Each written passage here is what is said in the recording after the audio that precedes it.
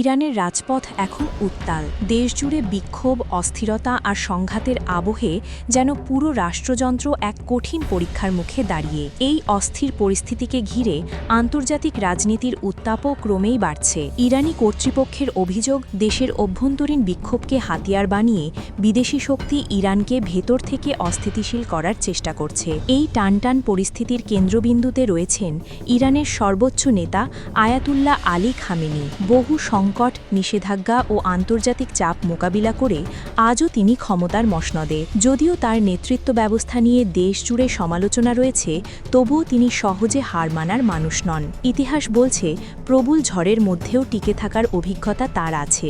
ইরানের নিরাপত্তা বাহিনী জানিয়েছে, সাম্প্রতিক বিক্ষোভকে কেন্দ্র করে দেশব্যাপী সহিংসতা ছড়ানোর একটি বড় ষড়যন্ত্র তারা আগেভাগেই নস্যাৎ করেছে। দক্ষিণাঞ্চলীয় বন্দরনগরী বুশেহর থেকে বিপুল পরিমাণ আগ্নেয়াস্ত্র জব্দ করার দাবি করেছে আইন শৃঙ্খলা বাহিনী। এসব অস্ত্র রাজধানী তেহরানে পাচারের প্রস্তুতি চলছিল বলে জানানো হয়। নিরাপত্তা সংস্থাগুলোর মতে, এসব অস্ত্র তেহরানে পৌঁছলে ভয়াবহ নগর সংঘর্ষ ও ব্যাপক প্রাণহানির আশঙ্কা তৈরি হতো। অভিযানে অন্তত 2 জনকে আটক করা হয়েছে, যাদের সন্ত্রাসী কর্মকাণ্ডের সঙ্গে যুক্ত থাকার অভিযোগ রয়েছে। এদিকে ইরানের গোয়েন্দা সংস্থাগুলো আরও একটি ভয়ঙ্কর তথ্য প্রকাশ করেছে। তাদের দাবি, একটি সশস্ত্র গোষ্ঠীকে চিহ্নিত ও গ্রেফতার করা হয়েছে, যারা সাধারণ নাগরিক ও নিরাপত্তা বাহিনীর সদস্যদের লক্ষ্য করে হামলার পরিকল্পনা করছিল।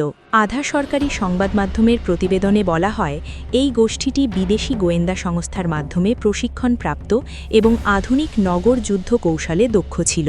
ইরানি কর্তৃপক্ষের ভাষ্য অনুযায়ী, এই চক্রটি চলমান বিক্ষোভকে ঢাল হিসেবে ব্যবহার করে রাজধানীর বিভিন্ন এলাকায় সশস্ত্র হামলা চালিয়েছে।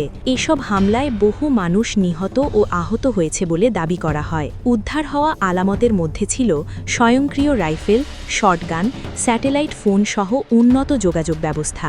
আরও ভয়ঙ্কর অভিযোগ হল, এই গোষ্ঠী নাকি সামরিক ও পুলিশ স্থাপনায় হামলা চালিয়ে অস্ত্র লুট করে সেগুলো দাঙ্গাকারীদের মধ্যে বিতরণ করছিল, যাতে পরিস্থিতি আরও নিয়ন্ত্রণের বাইরে চলে যায়।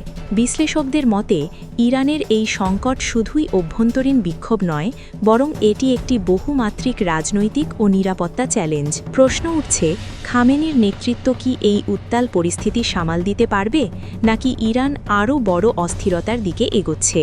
সময়ই দেবে সেই উত্তর।